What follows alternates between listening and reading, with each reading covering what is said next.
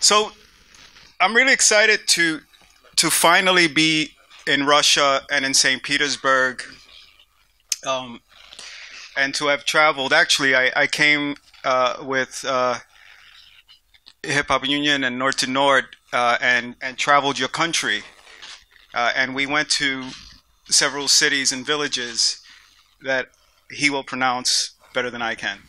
So I got to see the popular places in your city, but I also got to go deeper into the soul of your country, which was very important to this conversation. The soul of any city or any country is usually found in the working man, the working class, the poor.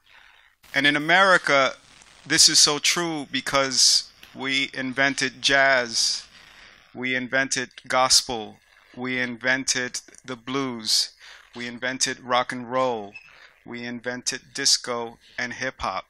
So what we're going to do is going to go on a journey, on a historic journey, and it's going to be informal. So my title is Art for the Next Century: How Graffiti Transformed Contemporary Art and Remixed History. Because by the end of this conversation I'm having with you, I want you to love Russia and its history as much as I do.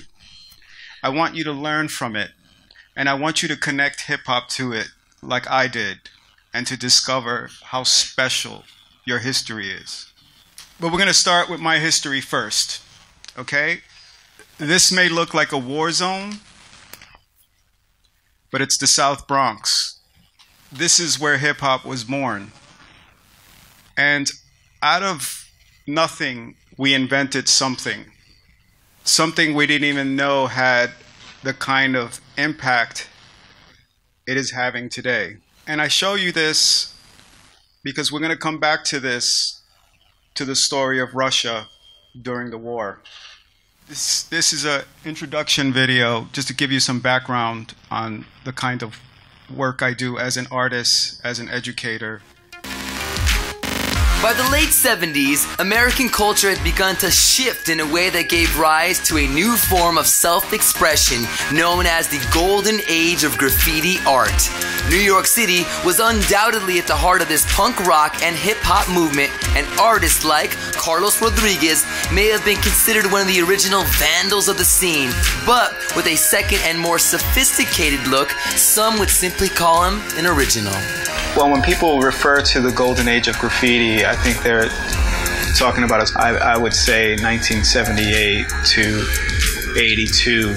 In that era, there was a lot of painters, style masters that were painting trains in the underground scene in New York with the beginning of hip-hop culture. The amazing thing about the graffiti subway car was that it traveled. You couldn't ask for a bigger, better layup. Millions of people could see your work. Now it's considered a legitimate art form. I think it was always a legitimate art form done illegitimately. And so what we're seeing now is all kinds of different interpretations of it.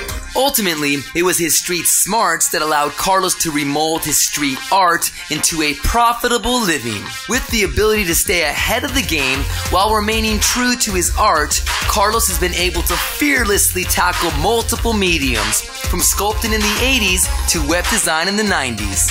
We started showing in galleries, but the problem was that the art deviated from what it was. It became more pop art, and my response to it was like, well, no, it should be authentic. And eventually that evolved into something more sophisticated. The website stuff started in the early 90s with my brother, and we were the first ones really pushing the agenda of, minorities online. When I first got into the whole idea of the internet being the new platform for the graffiti writer, I said that this is the new layup, because you can post your work up and not just hundreds but millions of people could see your work and they could respond to it. And the subway system, if you look at a map, it works very much like the architecture of the internet. It's all this interchanging Not only does Carlos serve as a symbol of originality and authenticity for future artists, he's become a well-respected leader, lecturer, and writer on the evolution of New York's urban aesthetic.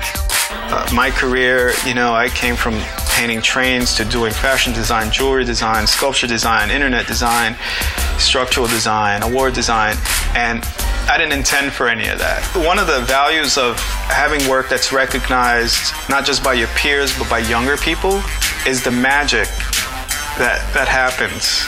It's quite an emotional experience because you see how your work resonates on other people and what that effect could have on them and their future. And so one of the things I was trying to explain to the kids today is that no matter how remote the possibility or the idea is from what you do, take it, give it a shot. There's no failure in trying. There's failure if you don't try.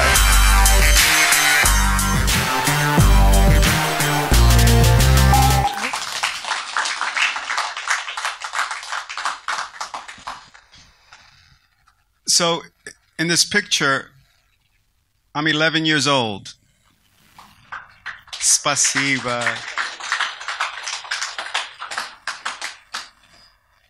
I had no idea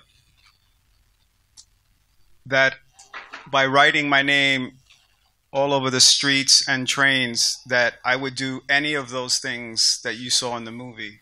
This is what graffiti looked like in the 70s. And this was the second generation of train riders that I looked at who were developing style. That's my high school. That's when I went to school. And as you can see, everybody was practicing on the school and on the trains. So now what I'm showing you is on the top. These are the style masters. This was some of the best trains painted at that time in 1978.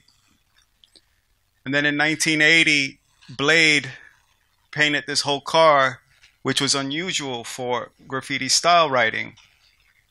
It almost gave us permission to be abstract artists. And then the bottom one is I painted with another friend, Zephyr. So here's the crazy question. Like, why would anybody do this? And has anyone ever done this before? Guess what? The Russians did. Russians painted trains in the early 1900s, around 1915. Agitprop. And I'm going to show you a rare film that captures this. So tonight in this conversation, what's going to happen is I'm going to connect what I saw through hip-hop culture through Russian culture. Young people who were just as inventive and just as much as in risk during the war. So these are scenes from the revolution, but I'm going to push forward and I'll show you the trains. Those are painted trains. And they often painted top to bottom characters and letters as well. This is also important, but this comes a little later with Mayakovsky. So now I just connected graffiti subway painting to agitprop train painting. Now I'm going to connect rap, Mayakovsky, to rap.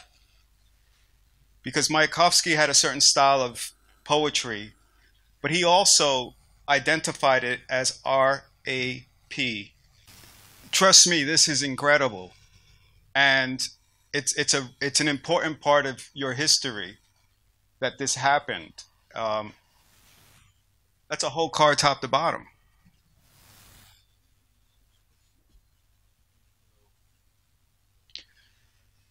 So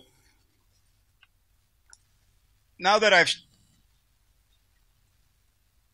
I've shown you two examples, we're going to continue back to me.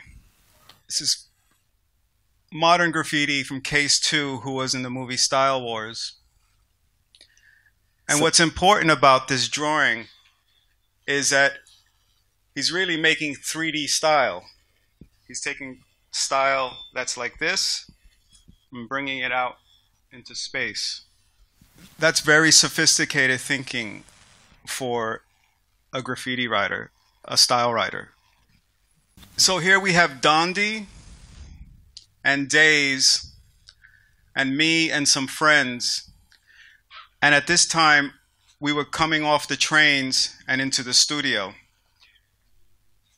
And the media was paying attention. But the art world wasn't sure about us. So the question was, graffiti, is the art world ready for it? And this is Futura. And he did something revolutionary for subway painting. No letters, no characters. Just abstract painting. Some people said this was inspired probably by Kandinsky. This is one of our greatest artists who's still alive. He's a pioneer of style, writing, in graffiti, in hand style, in sculpture, in painting on fashion. In so many areas, Phase 2 is one of the most important living artists of our generation. This was the first sculpture made. It was this big. It was like a ton. It was huge. Another important artist from the old school who looked at modern painting, that you could say he's also inspired by the futurists and the Cubo-futurists and the Russian constructivists, is Ramelzi. Ramelzi felt like the one thing the graffiti writer had to defend himself was his letters, his hand styles. And if you think about hand style, we were doing the hand style exercise today. It's aggressive, you know, it's in defense, or offense rather. It's always, you know, going out into space. Ramelzi felt like we need to put missiles and weaponize our letters and our words to protect ourselves. And this is where it gets interesting, because he used language as a weapon back on the oppressor, as he would say.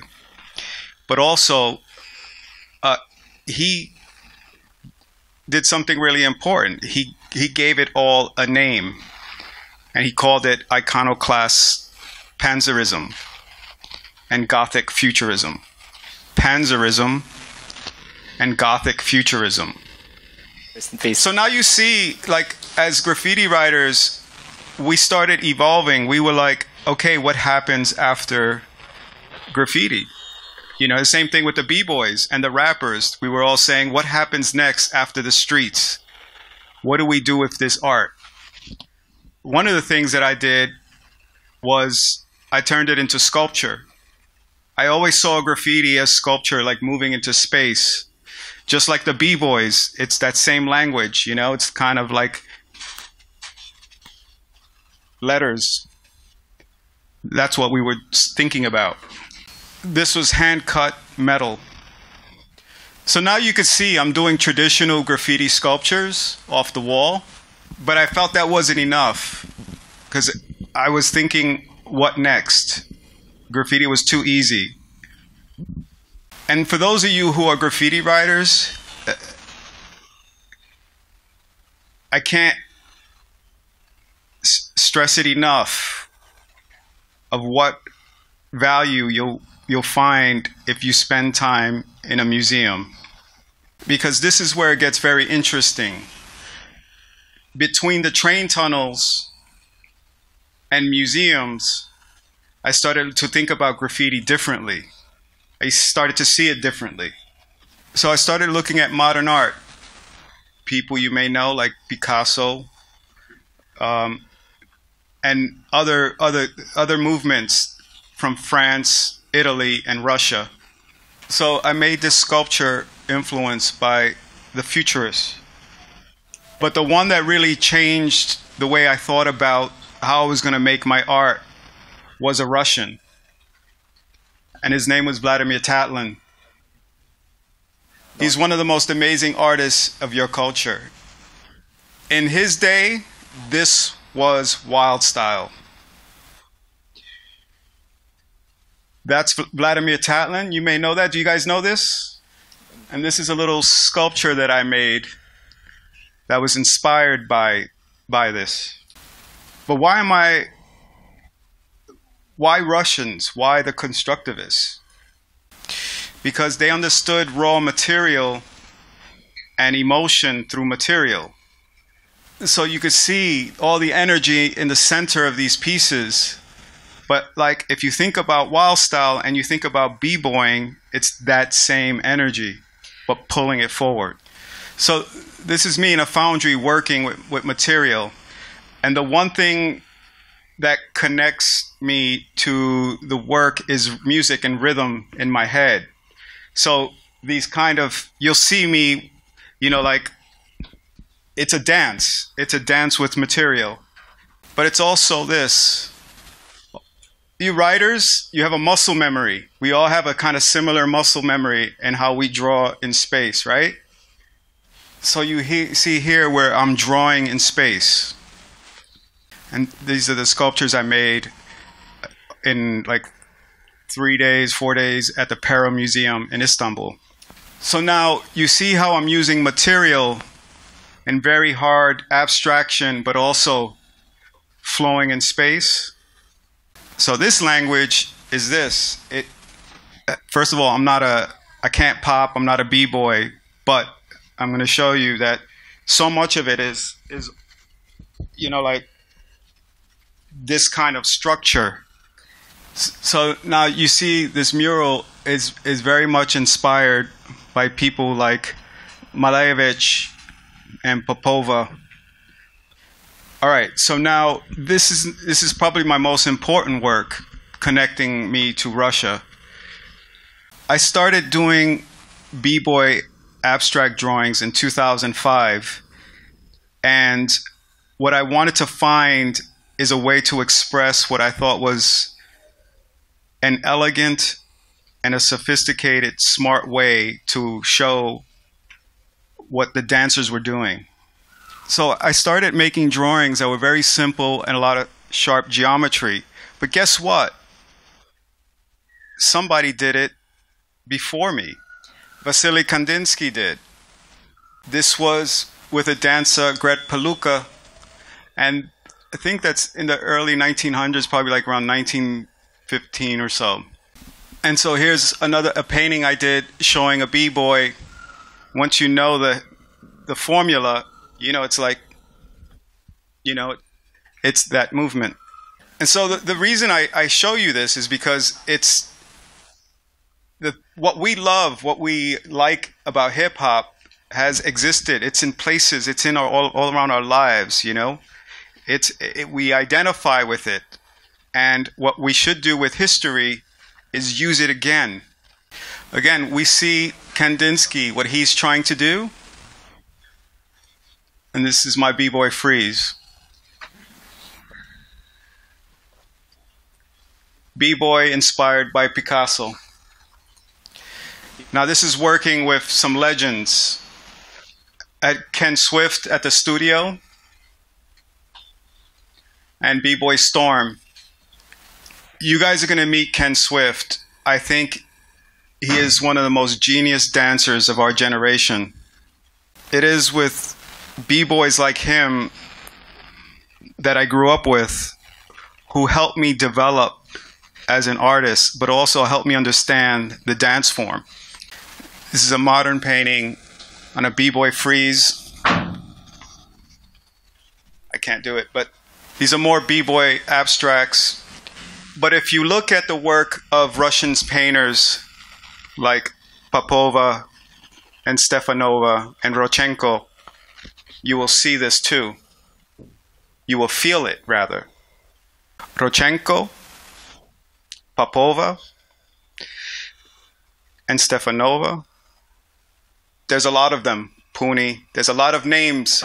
But if you go to the museum or if you go buy a book, you're going to discover them. If you're a graffiti writer, you're going to find graffiti style writing in it or something. You're going to find b-boying in it. It is really amazing work. I'm going to show you a video of me working with a b-boy dancer. But wait, didn't Russia have b-boying a long, long time ago? Thank you. Okay, so we had the trains. We have rap. Yep. We have rap, breaking, and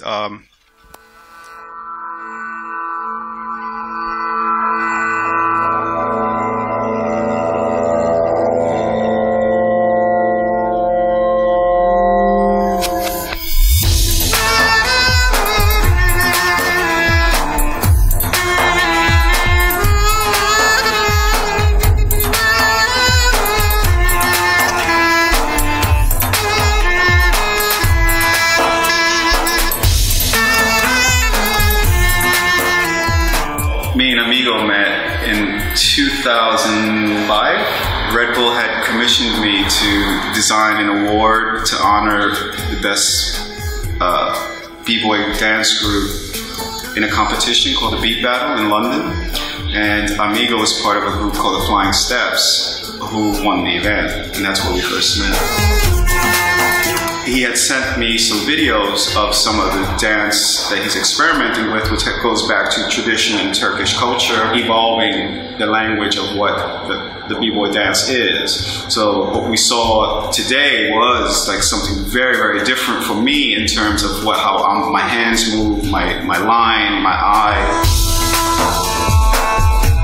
I'm trying to mix the old traditional dance with the hip-hop elements or hip-hop dance. And of course, you're from New York, you know exactly how these positions are. You know, you can actually, when I just do a small thing, you know where is ending. You know, you can read it very fast. And with this new elements of this Turkish dance, your eyes, okay, it's not because this combination is actually have to end here.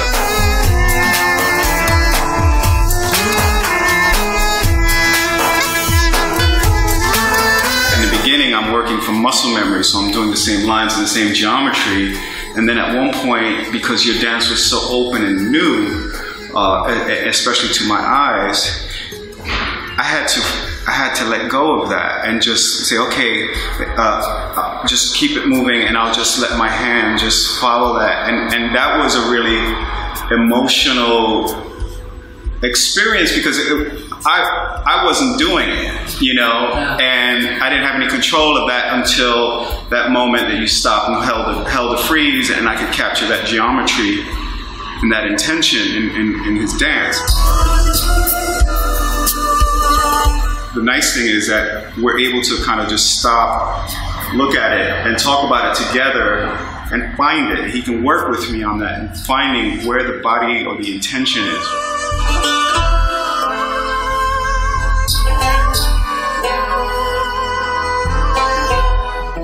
What I give to him, he had to interpret, and I took something of this and I continue. This is a, how do you say, this is a really beautiful, the round thing. And this is not the posing, this is not the show, it's not the, hey, I pose here, it's like model acting, please acting. It's more than this. Because the interaction between me, him, and the music, and what I learn is, there is somebody who can read my body language. As much as you're feeling it physically and all that, I want to feel that in the line as well. It starts as strong and ends as graceful. And so that's what I'm seeing in the dance. This is the future for me. So what you're seeing there is a very intimate collaboration between the dancer and the visual artist. And this was what's happening with Kandinsky and his dancer. This is a b-boy sculpture made from iron. This is from an exhibition with all the b-boys in different poses. If you're a b-boy, can you identify? Can you see the b-boy in that? You can? Okay, so that means one thing, that we're connecting. One thing that I also like is technology. I like the past, the present, and the future. But like I'm showing you, if you don't know your past, how do you get to a future? So I thought about that in this project that I did with Why Not? And it's pretty cool. I'll show you because I'm capturing his movement digitally.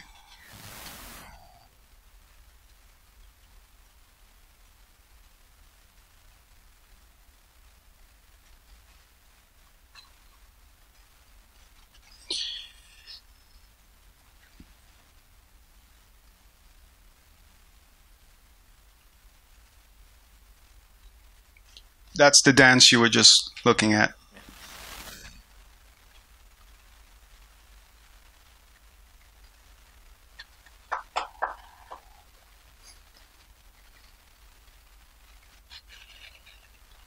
So I'm not afraid to use technology to help me express the spirit of the culture I love.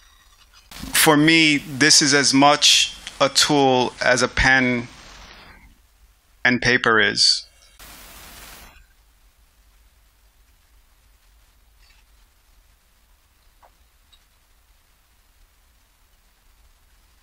This is another one with Why Not?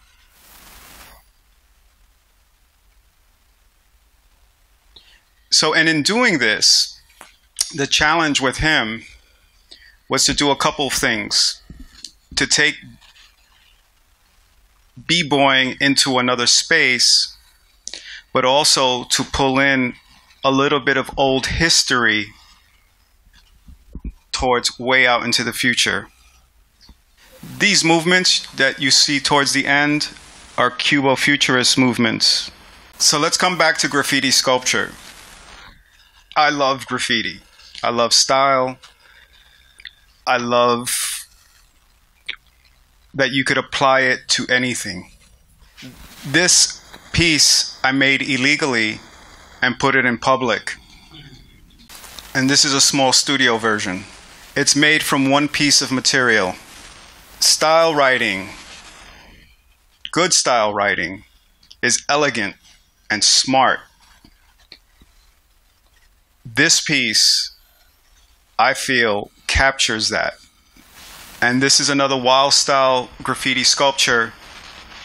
I don't make drawings. I just go and I just freestyle. I just freestyle what the space tells me to do. Another thing that's also important in my career was to be a commercial artist, because we need to eat. So this project is an important project. It's an important award project called the BET Award.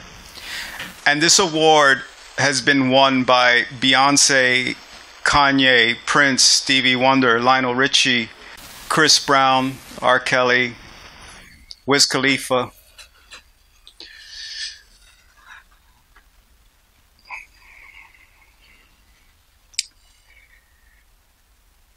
This is this gets interesting about what we have outside, you know, with the murals, with the graffiti writers that are painting traditional graffiti murals with characters and style, which is really dope. This building is in London, and these are old school graffiti writers who are modernist graffiti painters, modernist painters. This is my crew, Agents of Change. Why can't we see this in St. Petersburg? You guys should try it. But graffiti is a lot of things. In my mind, I thought graffiti could be sculpture, but it could also be part of architecture, and or architecture, a place that you can live in. And what's interesting, this was a project that the sculpture, the graffiti sculpture, would start on the outside, but look as it's going inside the building. That's a real graffiti building. It says Hive, H-I-V-E. And that's an important part of the foundation of the building.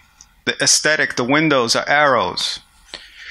So I'm showing you all of this so you can see how far you can go with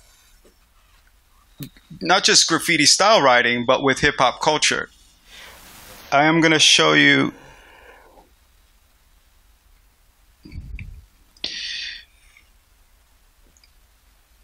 I'm going to bring it back so you could understand how far we have come.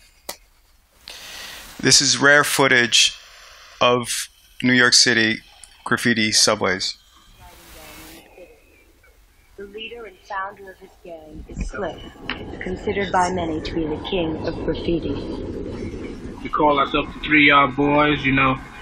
Like, all the people don't go with the same idea of writing on the train. Some will go to do a burner, you know, as they say, to do, you know, the best piece that you can do using the most colors and putting your name up on the train in as many cars as possible.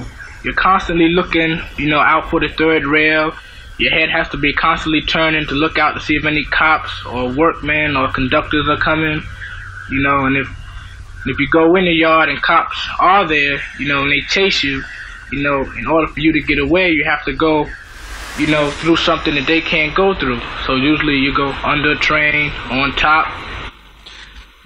I'm going to stop it there so you can understand what he's saying about how dangerous it was to paint trains, to be an artist, how dangerous it was for a young artist to do this. I first did it to get around, you know, I just wanted, just like seeing my name, like I leave my name wherever I went, you know, if I went down 34th Street, you know, I'd write my name, you know, just to say I was there. But then when I started getting on the trains, right, to say the first few months, I just wanted to get as many cars as possible so people could know who I am. I wanted to be recognized as an art form, you know, as a modern art form, you know, and I wanted stop being classified as vandalism, you know, and destroying public property. I'm going to stop it there because this is what's interesting about this. This young man says, I want this to be recognized as an art form. This is one of the pioneers, one of the legends. He was already thinking about the future. That we would be recognized as legitimate artists. You know, adds to the gloom, and when you put colors up there, you know, it just livens everything up.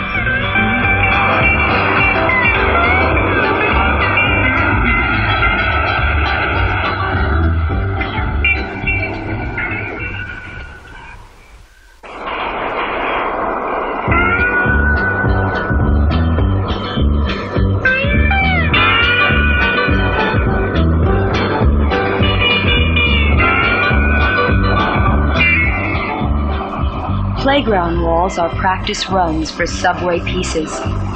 To see your name flash by on the side of a train is the ultimate thrill.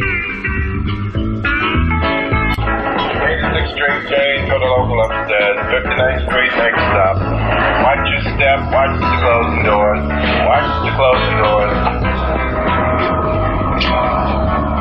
The vigorous pace of the city makes many feel anonymous, lost in the crowd. Graffiti writing is one way adolescents fight this urban anonymity.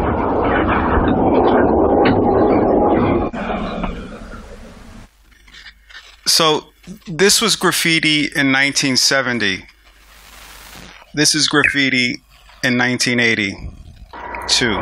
Bring the train out from 16, Triton.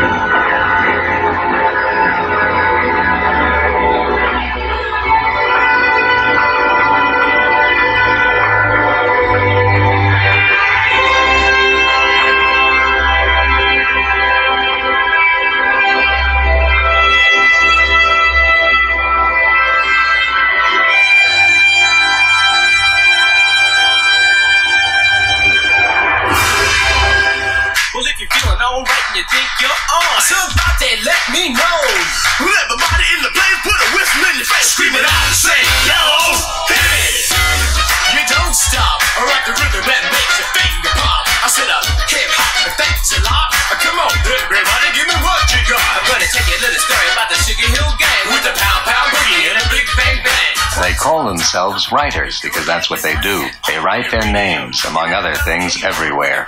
Names they've been given or have chosen for themselves. Most of all, they write in and on subway trains, which carry their names from one end of the city to the other. It's called bombing. And it has equally assertive counterparts in rap music and breakdancing. Screaming out and say, I am somebody. So we went from 1915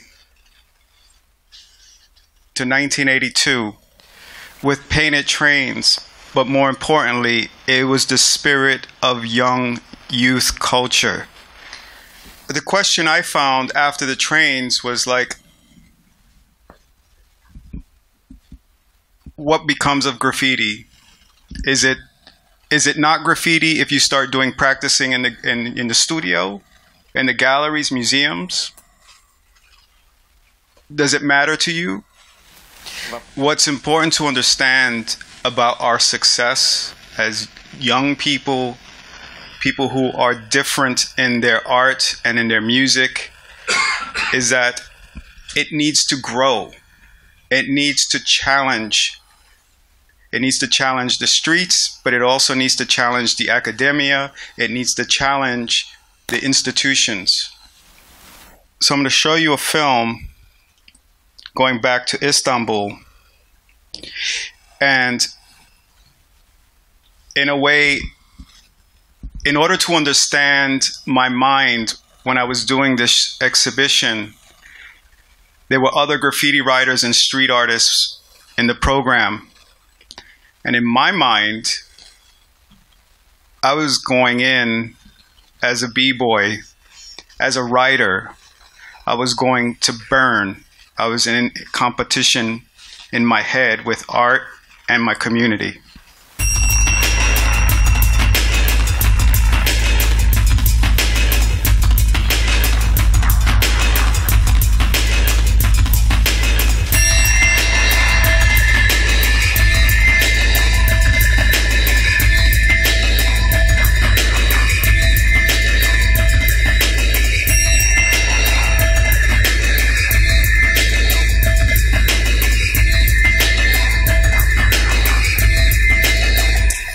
I was about 10 years old when I saw a train by Lee Quiñones, a full train painted top to bottom, and it had cartoons and letters and colorful.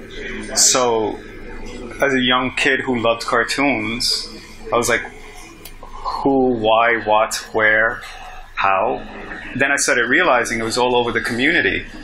I was living in the South, between the South Bronx, New York, and Spanish Harlem on the west side of New York.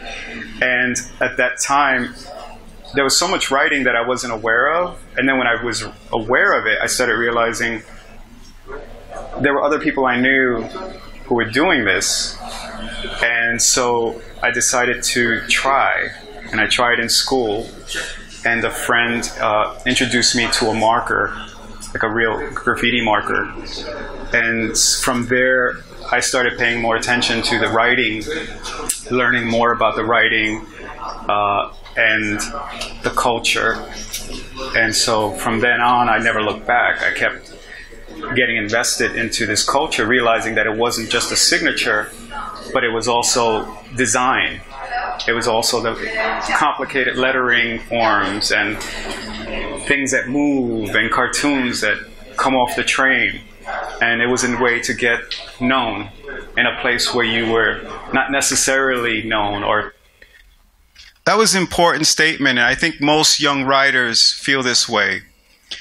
You write to be known, to be recognized in places where you're not recognized. For us, sometimes it was that we weren't recognized at home, we weren't recognized in school, or we weren't even recognized in society. So, right there, you see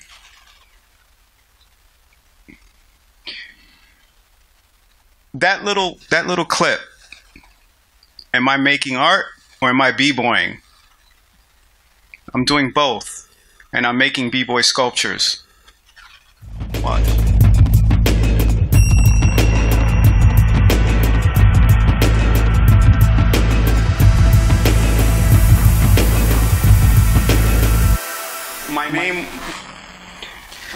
I'm going to take you guys back, way back. These were the flyers for the jams. There was no internet. Bambata, Jazzy J, Red Alert, Lovebug Stars. No, that's not Lovebug Starsky. Kool Herc, Clark Kent.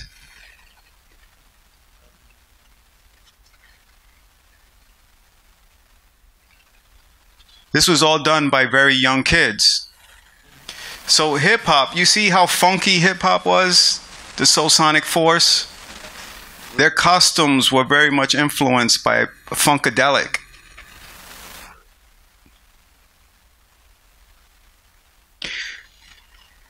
So when I tell you about Phase 2 and how important he was, him and Buddy Esquire, they were the guys doing the graphic design for hip hop in the beginning. This I like, I'll show you this. So that's my work with Prince and Beyonce. These are photos by Henry Chalfant. This is early hip hop.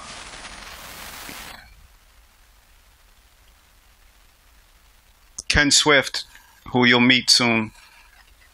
Ken Swift, the original Muggsy. That's Crazy Legs and Rocksteady Crew. Popmaster Fable. Take one. So not only were we influencing dance and art, we were also influencing fashion. We were painting our clothes and our sneakers.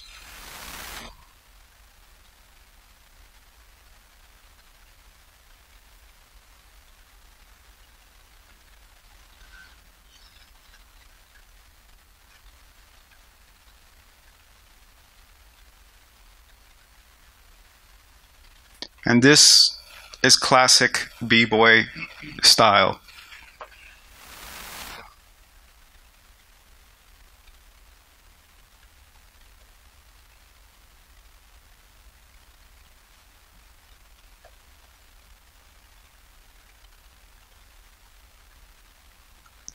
So now you see the way we grew up and how this was the environment that created hip-hop. It was perfect for hip-hop because amongst the burning buildings, we had to reimagine a future for ourselves.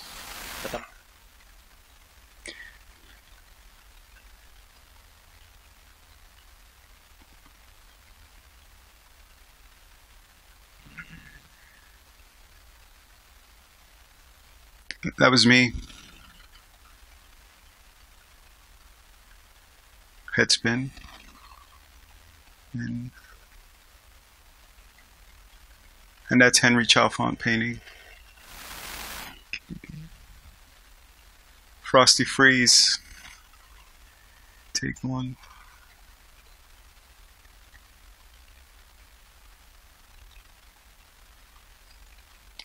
No Serato.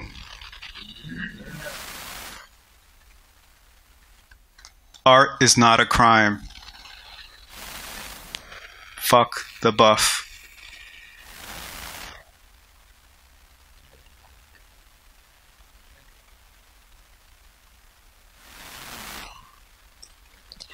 And these are some trains, top to bottom trains.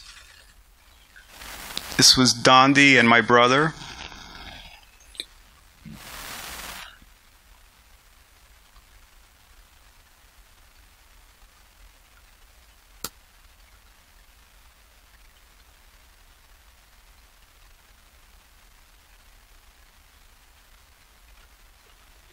Dondi.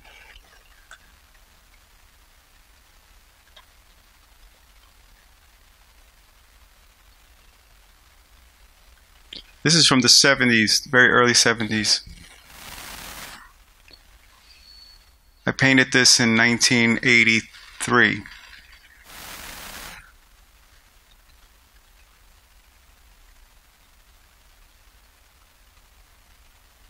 So now this is 1985. And you could see how different the style writing is now. It's changed a lot from that, from this. This is 1978, maybe 1980, 83, and this is the 70s. Super old 1970s. So this is good because what I want you to see here, this artist Sonic, the way he does his letters.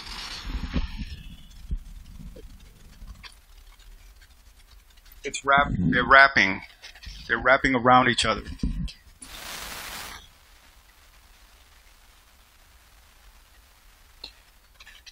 At the time, this was a masterpiece. My brother and Dondi, Style Wars by Knock 167.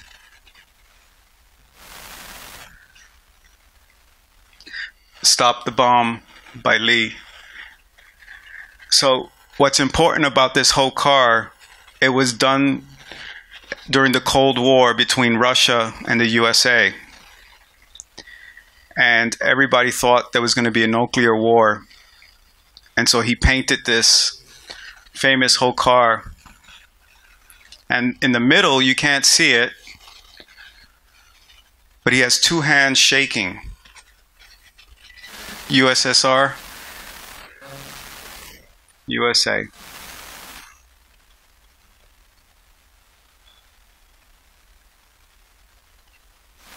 I think what we should do is take some questions. Thank you.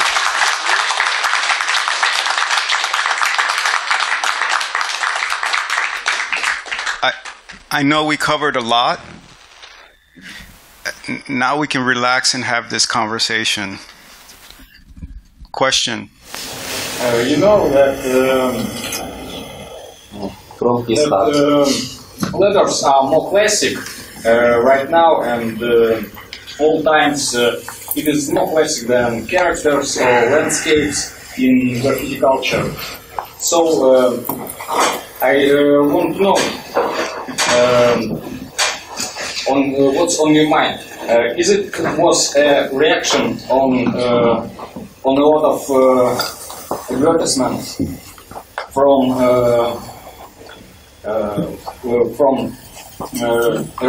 city around them?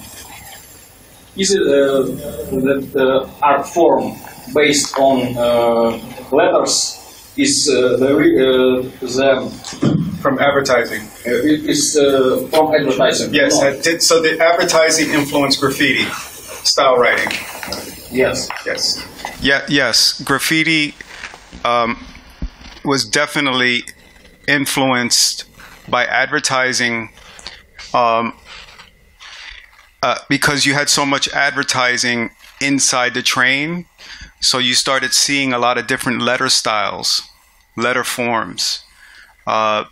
And that's how graffiti writers started using certain things like the arrow and shapes. So yes, there is a connection to that.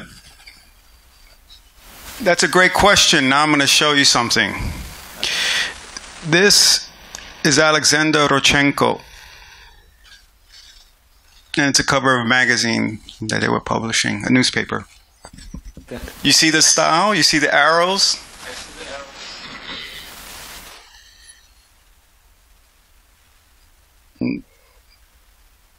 That's my homage. So you see how it works?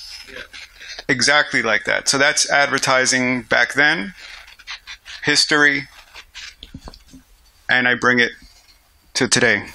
Next question. Hello. Yeah, I tell in Russia, okay.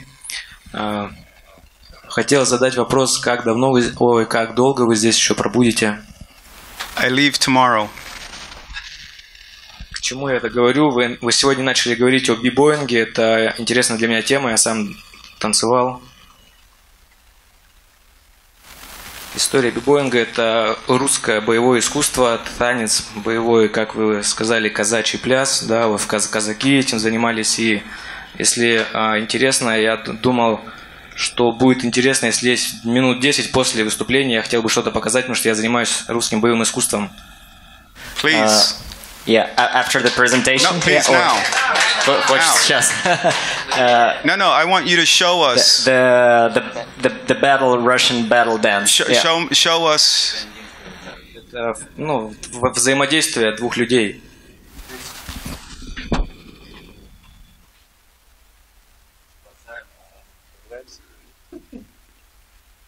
Скажи теперь, я буду сбегать с места. So he'll try to push you from your spot. Его задача не сойти с места. Your task is to try to stay on your spot and not to move. And breathe. Relax.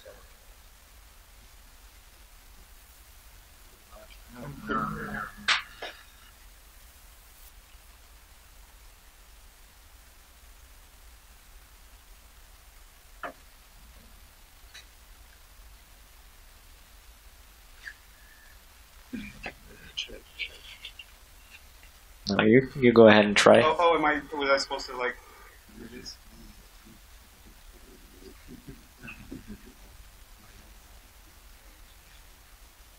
The waves.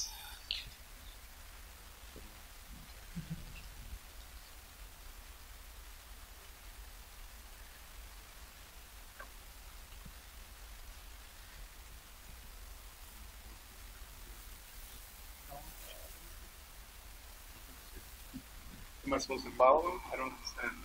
Задача его столкнуть меня, типа сдвинуть с места. Try to move him from his spot. How does this relate to b-boying? Or is this just a?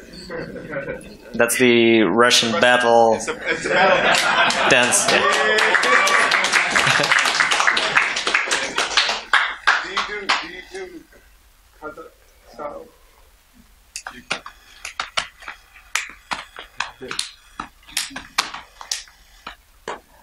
That's traditional. What about kick dance? А в присядочку? B-boying. That's b-boying. Yeah, relevant to b-boying. Thank you. Вот такой обмен. I wasn't quite sure how that was supposed to work. Привет. Вопрос такой. Был ли когда-нибудь за всю карьеру человек, райтер, которого хотелось убрать, в плане уничтожить? Ну, прям стилем сделать ему неприятно. И чем кончилась передрага, если такой человек был? Yes, what we do is very competitive. And I used to paint with the best painters of my generation. And I was the youngest one. So it was very hard for me.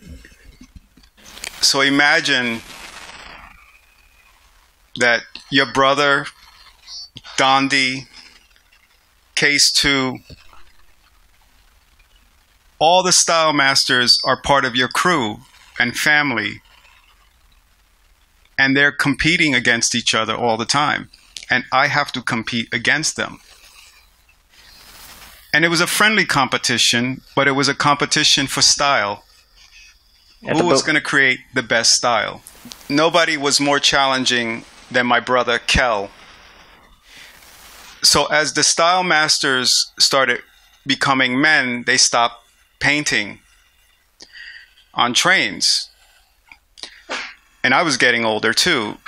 So I said, I have one more chance to do two things. To burn you and to pay homage, to pay my respects. And that's when I turned graffiti into sculpture. That's with Case 2. He had one arm and one leg. He was a style master. This is what I grew up watching on the trains. Lee is the one that got me into painting trains. I was a young boy, 10 years old, and I saw one of his trains, and I was like, I've got to do this.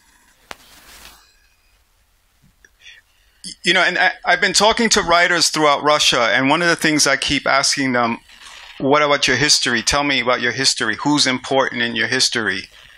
Who matters? Who changed history for Russian graffiti? One of my heroes was Stay High 149. He had the best hand style back in those days, and his name was everywhere. And these are the dead trains.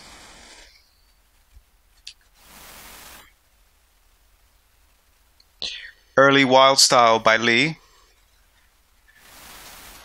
Modern Wild Style by BG 183 from Tat's crew.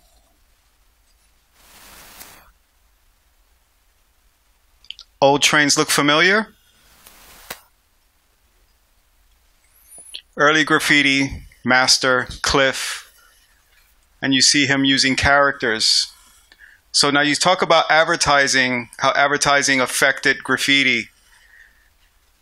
Television and comic books also influenced graffiti writers. LSD, don't do it, but paint it. One of the famous graffiti writers in New York City. So now you see where modern graffiti is going. Now they're doing graffiti realism. There's some beautiful graffiti realism outside. And this is another example of that. Modern wild style. But you see what's changing in modern wild style. They're thinking like it's sculpture. They give it volume in a different way now. This is Dest. В какой момент ты понял, что пора завязывать с граффити? То есть, что повлияло на тебя? Какие социальные какие-то, не знаю, движения? Может быть, ты повзрослел? Вот что именно повлияло на твое окончание, твоей карьеры как граффитчика? Вот. We had to stop because there was a style war. And it was dangerous. There was a war going on the streets and in the subway tunnels. And this war was getting dangerous, and it involved guns, knives. And it really changed what graffiti was to us because people were crossing us out. And then we decided, because the style masters cannot paint productions like this and have somebody come do a quick throw up. You can't win that battle. So you quit with dignity, and that's what most of us did. But what I kept doing was thinking about graffiti wild style in a different form. One thing that started to happen was there was a lot of violence between crews. And people were getting hurt. And so we were already painting for more than 10 years. That was enough. Немножко по-другому попробую задать. Может быть, какие-то экономические проблемы были в плане того, что ты начал взрослеть, тебе нужно было там зарабатывать деньги и так далее. Вот в этом плане я имею в виду, то есть взросление, давление социума и так далее. То есть и в результате чего, как бы, когда люди становятся старше, они забывают, ну, точнее не забывают, прекращают рисовать. Absolutely. Absolutely. The one thing that we saw was that we were legitimate artists, that we could do commercial art, we can paint shirts and sell them, we could make money off of our art. And because we all grew up poor in the South Bronx, in the ghetto, it was a perfect way for us to become our own business, to support ourselves. And then that's what the community kept doing. And the community, like your community keeps doing that. You put your money together, you know, and you start going from there. Так, здравствуйте. Я бы хотел задать вопрос. Какого размера у вас получается самая большая, ну, как бы скульптура, которую вы сделали? И есть ли такая работа, которую вы считаете шедевром, ну, вот как, допустим, Мона Лиза у Леонардо да Винчи? The biggest one is maybe like, I don't know, 8 feet, like 6 feet. I don't know what that. It's here in Russia. I went to see it. The Tatlin. No, of yours. Of mine? Yeah. My masterpiece? Your favorite best work, according to your opinion. Yeah, I do have one, and I showed it to you earlier. When I started looking at Russian constructivism, once I made the first graffiti Russian constructivist piece, that was my favorite, because it had everything I needed. It had my history, it had love, it had all the things that I like about movement.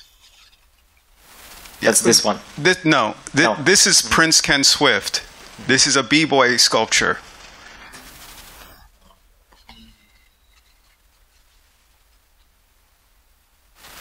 Скажите, пожалуйста, вот если бы вы родились не в Америке, а, например, в России, как вы думаете, стали бы вы заниматься граффити и вообще, как бы ваш творческий путь развивался бы? Стали бы вы тем, кем являетесь сейчас? Нет. I just wanted to say нет. Нет. Нет. You know what? It's almost like I have an old soul, and maybe my old soul visited Russia many, many years ago. I probably would have studied. I probably wouldn't have been a graffiti writer, but I would have been a constructivist. I would have been an avant-garde artist. I've been asked if I had to do it all again, would I do it? And I said, нет. And I'll tell you why. Because along the way, things that that couldn't be fixed, that were very personal, affected my life. I chose graffiti over my family, my friends, and education. And it affected my relationship with my mother. And in a way, now that she's gone, I wish I wasn't, a young 10-year-old to 16 to 20-year-old being criminal. That said, graffiti gave me this amazing life. It brought me here. I've been wanting to come to Russia for 30 years. So it's a tough question. It's a personal question. I really feel very emotional about it. Because those are hard decisions for a young boy to make. Насчет того хочу спросить, когда крупные компании используют вообще течение граффити, чтобы продавать свои продукты, это популяризация граффити может как-нибудь ему на пользу пойти, появляться новые стили? Может быть, это быть вообще полезным? И второй вопрос. Когда на спотах красил, от полиции часто бегал? Here's what's interesting. Graffiti's a lot of things to a lot of people. It's graphic design and it's vandalism. People who are true hardcore writers, when I was younger, I didn't want to do anything with companies. I didn't want to touch it. It didn't feel real to me. But then they started using fake graffiti. And then I was like, if they're going to use fake graffiti, then maybe let them pay for real graffiti. Right now, because of commercial art, these companies are exploiting our culture and illegally using our art. But one thing you should know, well, I know in US, this is a big thing that's happening. H&M just recently used somebody's graffiti without asking. and the whole community jumped on H&M, and H&M was like, wait, okay, we're going to pay. But it's a complicated case because H&M, they're going to fight. They're going to fight it. That, you know, in one sense, they're saying that they're going to like be good to the community and maybe pay the artists, but we don't know that yet. But there's a position that the artist has to take them to court. The second part of the question. When you were bombing on spots, was it an often case that you ran from the police? Yes, always had to run. Not always, but yes, you always have to run from cops when they show up. And not just cops, it's like, you know, you had gangs on the street. Yeah, this is the thing about, you know, the danger of being a graffiti writer. You have the cops, you have other criminals in the streets, and you have a third rail. You step on that third rail and you're electrocuted, you're dead. Глядя на то, как круто работают падающие тени от композиции Карлоса, я визуализировал, как было бы, как работало пространство вокруг, если поставить источник света не снаружи, а внутри, и из этого сформировался интерес, может, работал Карлос с источником света, со своими скульптурами не снаружи, а внутри. Помещать свет. Yeah, I have a sample of that. Yes, and it's where's Brighton? In this piece. Inside of it, I put lights. Let me find it. Can't find it, but trust me, I did it. I'll say this, just so we can start closing this up. No, Mike, man. Would you like to make some hookups from ultraviolet this night? No. Yet. Everything will be safe, you know, guns, knives, guys. No police, no. Should I do it? No, I shouldn't do it. Just falling down. Everything will be safe. Just for the memory, just for your skill level. Yeah. Thank you, but I have to leave in the morning, so I have to prepare tonight to leave in the morning. So I have to take care of that. But what I want to say, which is really important, is that, you know, coming here for 30 years, I've wanted to come to Russia. And back then, I wanted to come not because hip-hop was here, because Rodchenko was here, because Mayakovsky was here, because a revolution that was so important by young people happened here. So I'm really proud of you all who participate and support hip-hop, and those that brought me here to experience Russia in a way that has been incredible. Because I discovered hip-hop in Russia, and I also discovered Russia at a time when politics between US and Russia are fucking crazy. Right? Is it like I'm here and it's so normal. I am amongst friends. And people in America don't understand that we're hip hop community. We're similar, like in spirit. And this spirit goes back many, many, many years. So I hope by telling this story and showing you how much I've grown to love your country and the culture and how it has influenced and changed my work, and then in my life, and those that follow me, it changes them. So you see how this works? We're all sharing and passing on history, our histories. Look, I'll say this, and I keep saying this to all the hip-hop heads I meet out here. Stop looking to the east so much. Look at Russia. Look inside. There's a lot. This is a big fucking country. It has a lot of history in art, in dance, in poetry, in photography, in film.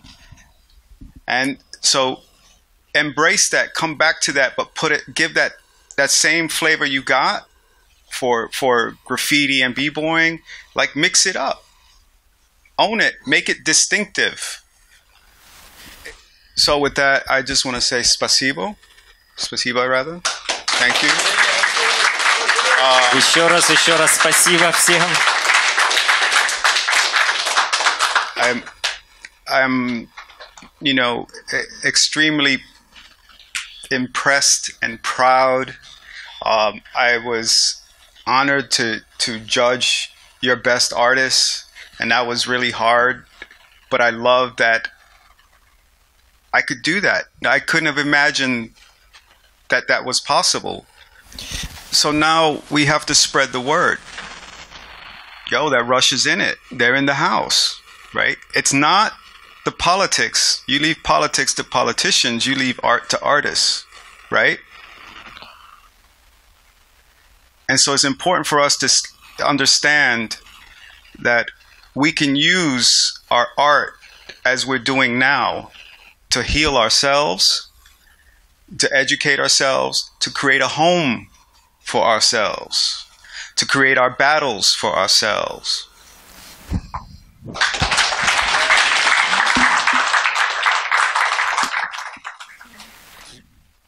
Hip Hop Russia.